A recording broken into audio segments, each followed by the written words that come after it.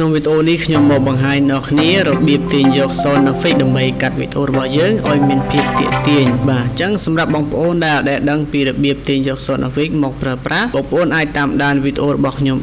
បានក្នុងវីដេអូនេះតោះអញ្ចឹងកុំឲ្យខាតពេលវេលាយូរទៅតាមដានជាមួយខ្ញុំទាំងអស់គ្នាបាទអញ្ចឹងយើងមកដល់កញ្ចក់កុំព្យូទ័ររបស់យើងហើយដើម្បី download បានអ្នកគ្នាត្រូវចូលលើ web browser បាទខ្ញុំចូល web browser Chrome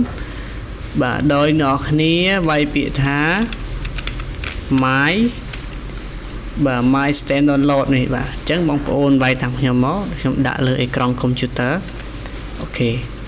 ញ្ចឹងមកដល់កន្លែងនេះអ្នកគ្នាមើល website មួយបាទដែលមានពាក្យ www.mystand.com អូខេអញ្ចឹងអ្នកគ្នាចូលទៅនេះមកคลิกមកអូខេនេះគឺជាSoundជាច្រើនសម្រាប់ឲ្យយើងជ្រើសរើស download ចូលមកប្រើប្រាស់បានតាមតម្រូវការអូខេអញ្ចឹងខ្ញុំសាកតេស្តនេះមួយមុននឹងអ្នកគ្នា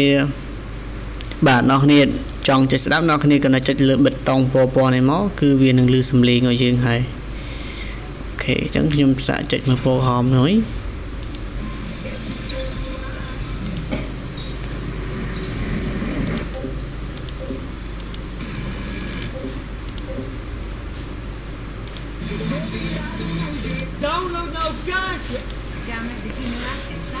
អូខេSoundទាំងអស់នេះគឺវាព្រីអ្នកគ្នាអត់មានការបង់លុយអីទេយើងអាចដូនយកទៅប្រើប្រាស់ដើម្បីច្នៃវីដេអូរបស់យើងឲ្យមានភាពទាក់ទាញបាន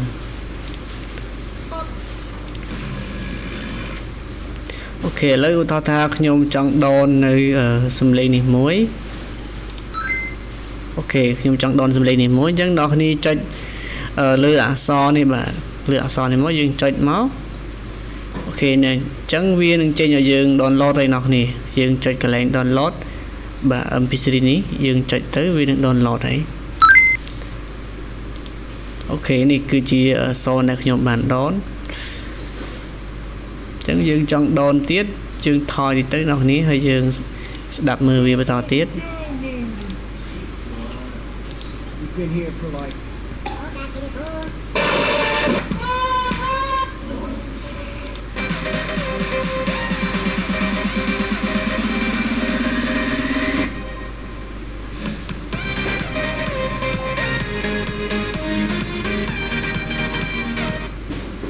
អូខេអញ្ចឹងខ្ញុំសាកដកមួយនេះទៀត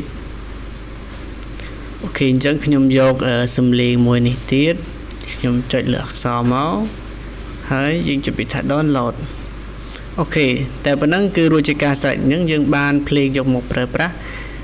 free អ្នកគ្នាអញ្ចឹងកុំភ្លេចអ្នកគ្នាដែលកំពុងតាមដានវីដេអូមួយនេះបាទសូមចុច like subscribe channel របស់ខ្ញុំបាទនេះផងនិងចុច follow page ដើម្បីអ្នកគ្នាទទួលបានវីដេអូថ្មីៗខ្លីៗពីខ្ញុំបាទមុនគេបាទអរគុណជួបគ្នានៅវីដេអូក្រោយៗបាយបាយ